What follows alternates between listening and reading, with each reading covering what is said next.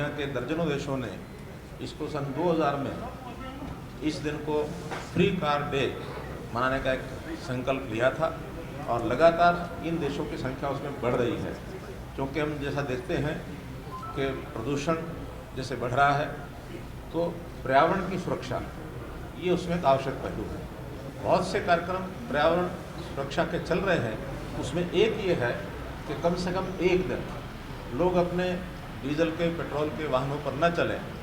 Car free day एक संकेत के रूप में उसका नाम रखा गया है, लेकिन असल में डीजल पेट्रोल इस पर चलने वाली गाड़ियाँ ये कम हो, ई वाहन वो ज़्यादा चलें, लोग साइकिलों का उपयोग करें, लोग पैदल चलें, ताकि अपना स्वास्थ्य भी ठीक रहेगा और प्रदूषण की भी कमी आएगी।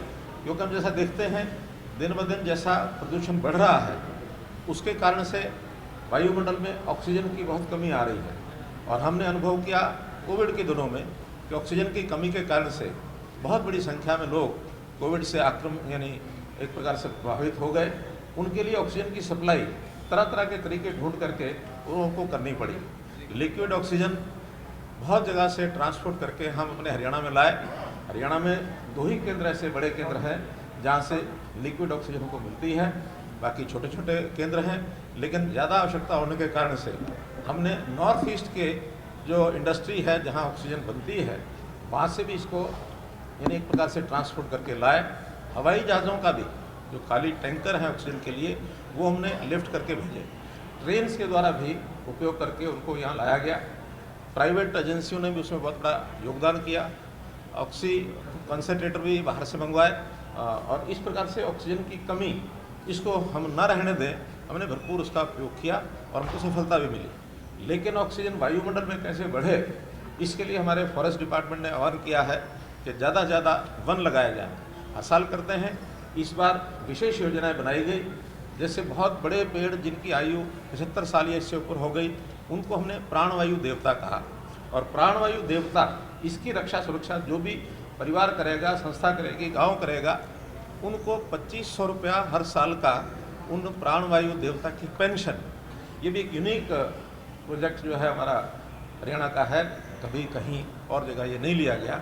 लेकिन ऐसी ऑक्सीजन देने वाले जो पेड़ और ये ज़्यादा ऑक्सीजन देने वाले जो पेड़ हैं वही लंबे समय तक भी चलते हैं।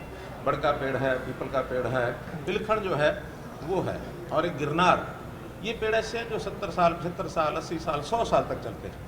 तो इन पेड़ों की संख्या ज़्यादा बढ़ाई जाए।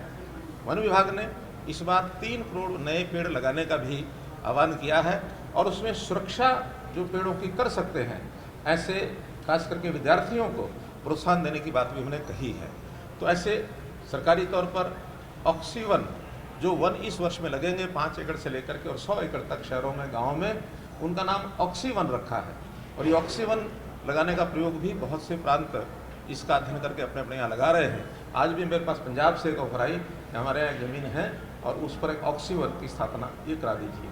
तो इस प्रकार से ऑक्सीजन के प्रति बहुत एक जागरूकता ये समाज में भी बढ़ी है और ऑक्सीजन बढ़े, प्रदूषण कम हो, उसके लिए भी अलग अलग आयाम इस पर काम किया जा रहा है।